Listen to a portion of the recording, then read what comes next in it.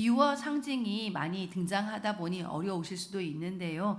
이러한 부분을 통해서 또 이단들이 공격하기도 합니다. 그래서 비유와 상징 가운데에 기록도 해 놓으시고 기억도 하시면서 이 의미가 주는 것들을 우리의 삶에 또 잘 한번 깨달음으로 적용해 보시기를 추천을 드립니다.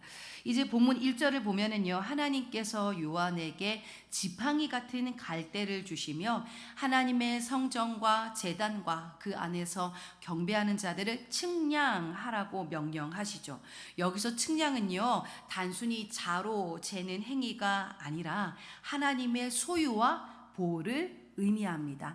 당시 문화권 안에서 이렇게 자로 무언가를 잰다, 수치를 잰다라는 것은요, 이게 내 거다라는 소유, 그리고 그래서 내가 보호할 것이다라는 것을 의미했다고 하죠. 즉, 내 것이다라는 것을 표시하는 행위. 이제 하나님은 그 측량의 행위를 통해서 믿는 자들을 보호하고 계심을 오늘 본문 처음부터 보여주고 계신 것입니다.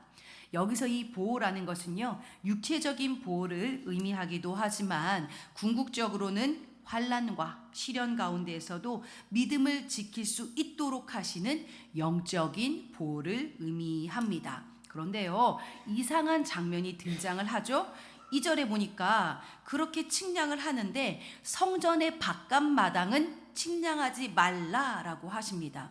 여러분도 잘 아시듯이 성전은 안뜰과 바깥뜰로 구성되어 있었고요. 이 안뜰에서는 유대인들이, 그리고 바깥뜰에서는 이방인과 여인들이 예배하던 곳입니다. 그렇다면 왜 성전의 일부인 바깥 마당을 측량하지 말라고 하셨을까요? 이 부분에 대해서는 두 가지 해석이 있거든요. 하나는 교회 안에 있지만 진실한 믿음이 없는 자들은 보호받지 못한다라는 해석이 하나가 있고요. 또 하나는 교회가 세상 가운데에서 하나님의 보호를 받으면서도 동시에 고난도 함께 겪게 된다라는 해석입니다. 저는요, 이 두 번째 해석이 더 타당하다고 봅니다. 이 장면이 우리에게 말해주는 것이 분명하거든요. 하나님은 자기 백성을 분명히 지키시고 보호하시지만 그 보호가 고난이 없는 삶을 의미하지는 않는다라는 것이죠.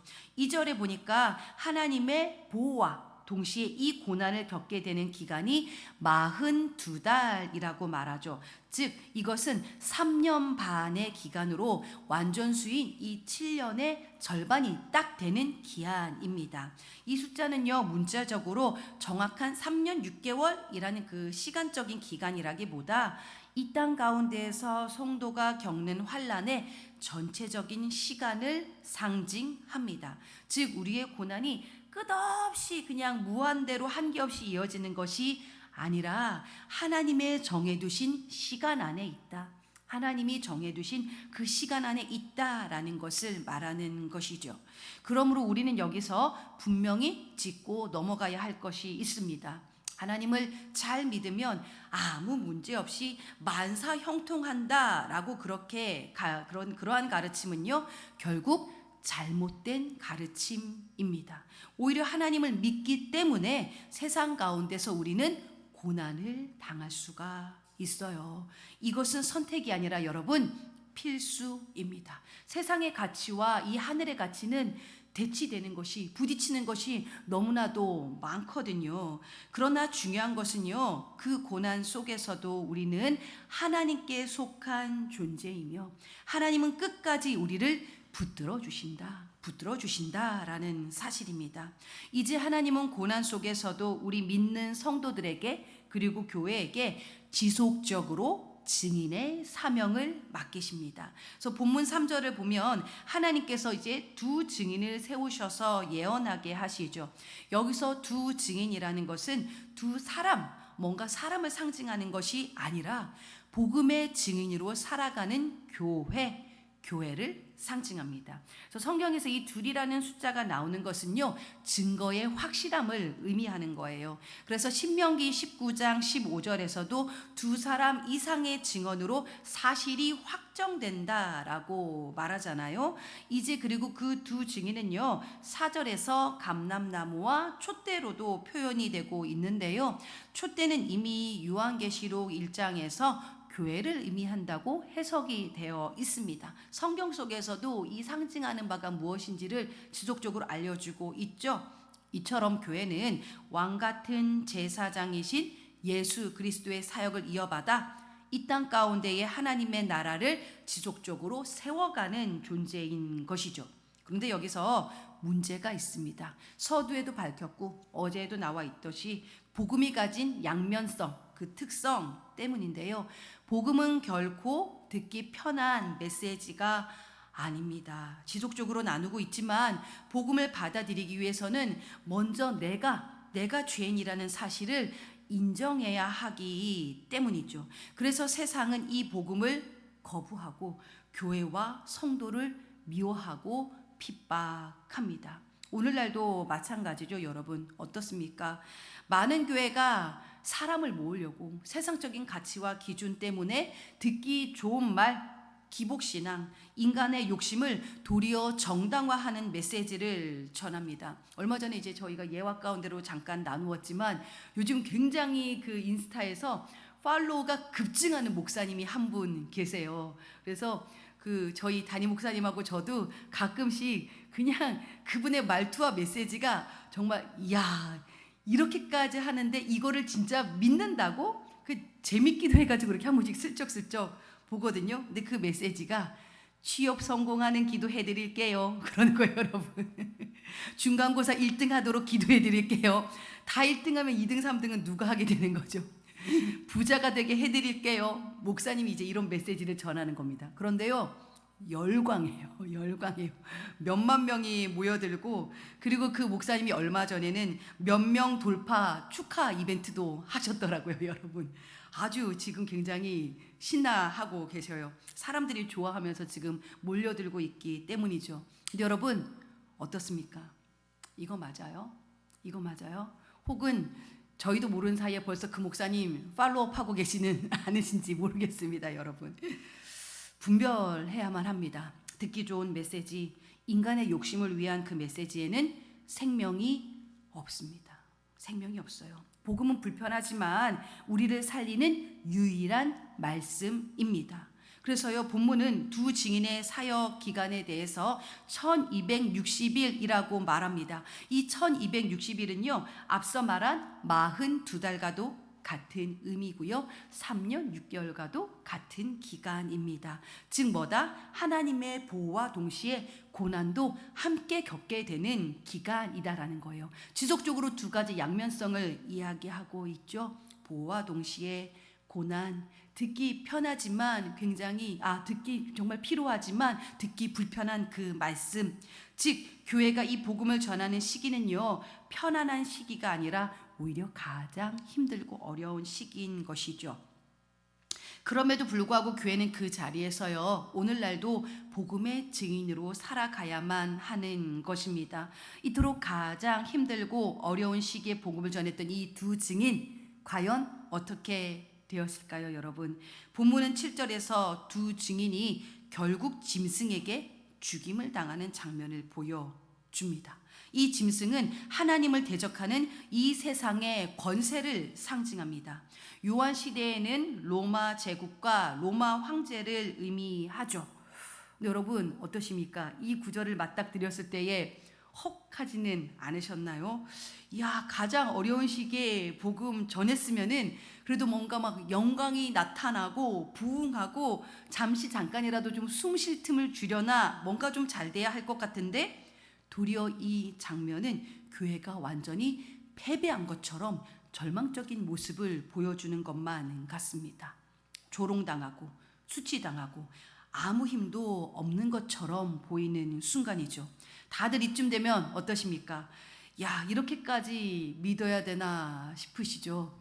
저희 청년들이 매일매일 말씀을 묵상하는데 여태껏 그 교회에 속아왔다라는 표현을 하더라고요. 말씀이 이런 거였어요? 말씀이 진짜 이래요? 읽어봐봐. 진짜 그렇잖아. 진짜 그렇잖아. 와, 믿음이 너무나도 힘든데요?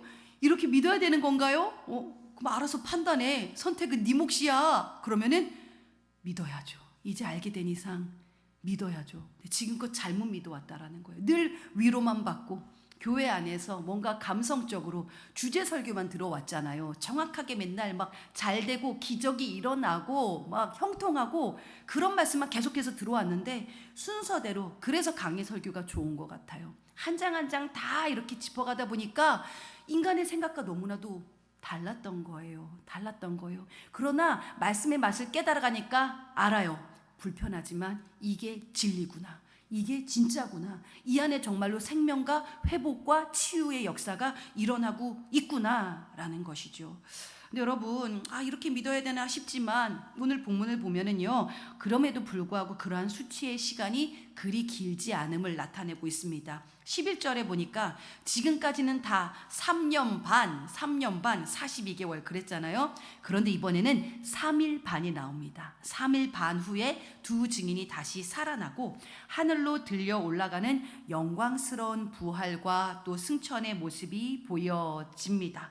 결국요, 그렇게 허무하게 패배와 그러한 실패로 끝난 것이 아니라 이 두 증인이 영광스럽게 부활하고 승천했다 라고 지금 성경은 말씀하고 있는 거예요. 이것은요, 교회가 전한 복음이 결코 헛되지 않으며 하나님의 때에 반드시 열매를 맺게 된다라는 것을 우리에게 보여줍니다.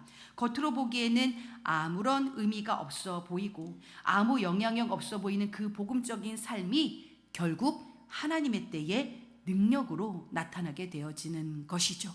그러한 까닭에 선을 행하되 낙심하지 말지니 때가 이름에 반드시 거두게 되고 이루게 될 것을 신뢰하시기를 바랍니다.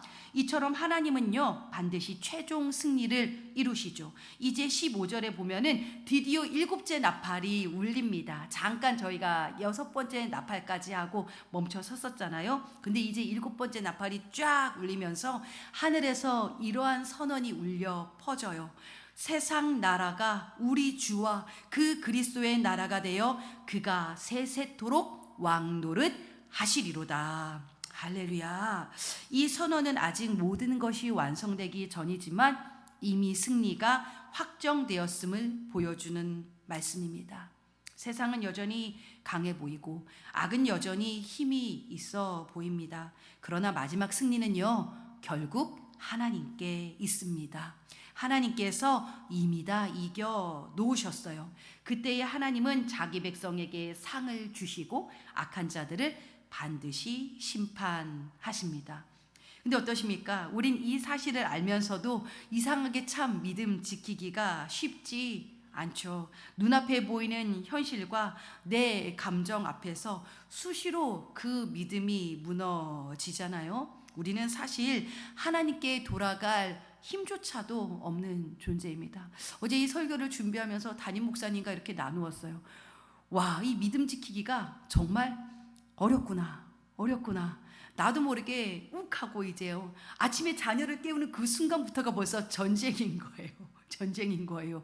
내 감정이 치고 올라오게 되어지는 그 모든 시간부터 와, 맞네. 내가 불편한 사람을 맞닥뜨리고 불편한 상황을 맞닥뜨리는 그 모든 시간이 믿음을 잃어버리는 순간이 너무나도 우리는 많구나. 나는 정말로 연약하구나. 그러나 어떻습니까? 하나님께서 그러한 우리를 포기치 않으시고 다시 돌이키는 마음 주셔서 결국 믿음의 자리로 일으켜 세워주시는 것입니다. 우리가 하나님을 붙드는 것이 아니라 하나님이 끝까지 우리를 놓지 않으시는 거예요. 그러므로 여러분, 그 믿음의 자리, 은혜 받는 자리, 어제 담임 목사님께서도 말씀하셨지만 정말로 생명이 있는 기도와 예배의 그 자리를 포기하거나 타협하지 마시기 바랍니다. 주어진 자리에서 묵묵히 복음의 증인으로 살아가시기를 바래요. 얼마 전 성도 한 분과 이야기를 나누다가 그런 말씀을 해주시더라고요. 나의 인생의 여정이 끝나는 그날 저기 천국문 앞에 이르렀을 때예요, 주님이 이렇게 마중 나오는 그 모습을 항상 떠올리신대요. 와, 주님이다, 주님이다. 근데 그 주님이 두 팔 벌려 환하게 맞아주시면서 수고 많았다 얘야, 수고 많았어 하면서 나를 꼭 안아주신다면 그 사실 하나로도 충분합니다라는 고백이었어요. 그 날을 소망하신다라는 고백이었어요. 여러분 어떠십니까? 치열하고 고단한 이 믿음의 여정을 끝까지 완주해 내시고요. 먼 훗날 우리 모두가 천국 문 앞에 섰을 때에 우리를 환하게 두 팔 벌려 맞아주실 그 주님으로 인해 진정한 위로를 누리게 될 수 있기를 소망해 봅니다. 이를 위해 그저 성령께서 오늘도 우리를 붙들어 주시고 마지막 때에 복음의 증인으로 살아갈 수 있는 믿음 더욱 허락해 주시기를 주님의 이름으로 축복합니다. 이러한 부분들을 생각하시면서요, 여러분 요한계시록 11장 말씀을 우리 한 절씩 교독하도록 하시겠습니다. 제가 먼저 읽겠습니다. 또 내게 지팡이 같은 갈대를 주며 말하기를 일어나서 하나님의 성전과 제단과 그 안에서 경배하는 자들을 측량하되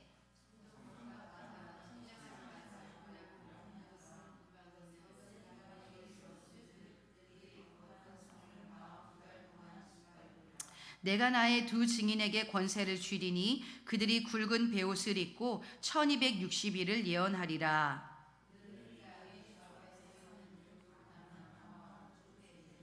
만일 누구든지 그들을 해하고자 하면 그들의 입에서 불이 나와서 그들의 원수를 삼켜버릴 것이요 누구든지 그들을 해하고자 하면 반드시 그와 같이 죽임을 당하리라.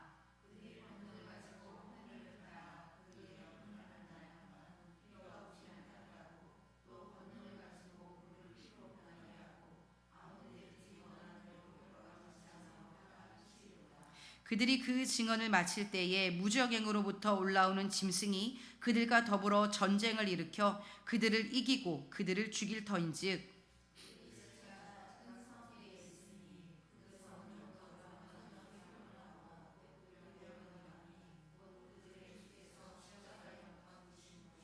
백성들과 족속과 방언과 나라 중에서 사람들이 그 시체를 사흘 반 동안을 보며 무덤에 장사하지 못하게 하리로다.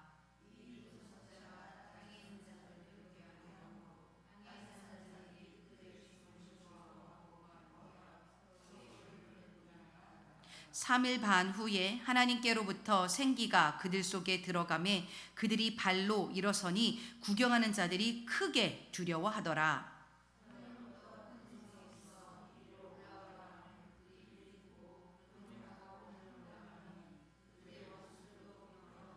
그때에 큰 지진이 나서 성 10분의 1이 무너지고 지진에 죽은 자들이 7천이라. 그 남은 자들이 두려워하여 영광을 하늘의 하나님께 돌리더라.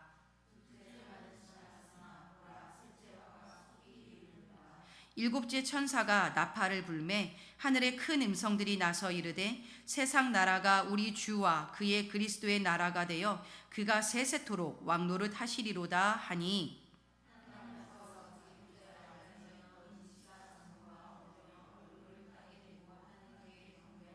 이르되 감사하옵나니 옛적에도 계셨고 지금도 계신 주 하나님 곧 전능하시니여 친히 큰 권능을 잡으시고 왕노릇 하시도다.